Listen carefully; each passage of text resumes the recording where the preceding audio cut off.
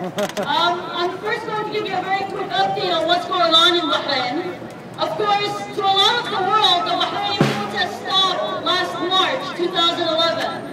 Unfortunately, most of the world don't know that the Bahraini protests have been ongoing on a daily basis since then. It's just that the world, the media stopped covering it. In the past few days, we're seeing more and more people gathering and mobilizing to start an attempt to try and go back to what was the Pearl Square. We're expecting that there's going to be a lot more violence in the coming 3 days, up to the 1-year anniversary on Tuesday. To give you a quick recap of what's happening in Bahrain, despite the BICI report, which a lot of people thought would be a new page and an opportunity for the regime in Bahrain to maybe create some changes, we've seen quite the opposite. What we have seen is a continuation in torture. We've seen a continuation in arbitrary arrests. We've seen a continuation in attacking pro-democracy protests.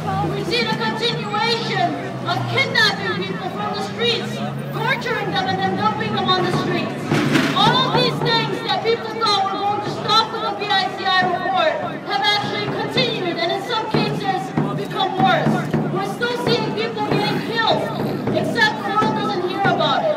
At a time when the international media is calling for action on Syria, we're seeing the UK and the United States selling arms to the Bahraini regime, which is committing grave human rights violations on the ground against its own people.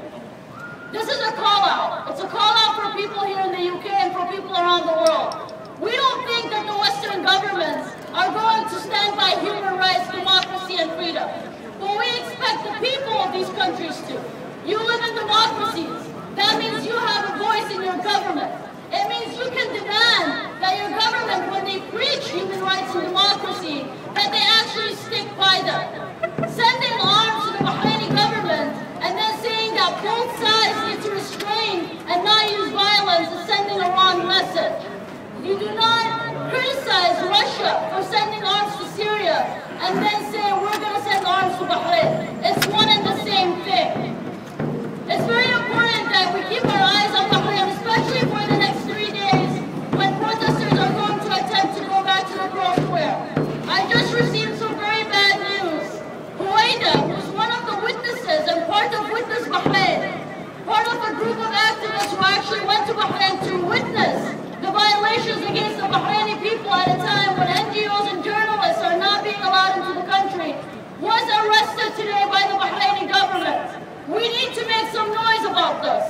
Another bad news that I received today is that الخواجة, who's my father, was admitted to the hospital last night and is refusing to take any IV injections. His health is deteriorating very fast. We don't know how much time he has left. So we would also appreciate seeing some support and solidarity movements for all of the political prisoners in Bahrain. There are many, many forgotten cases. There are cases that get a lot of attention, but there are hundreds of people that nobody knows about. And those are the people that usually pay the highest price when it comes to fighting for freedom and dignity. Thank you. ذكرى.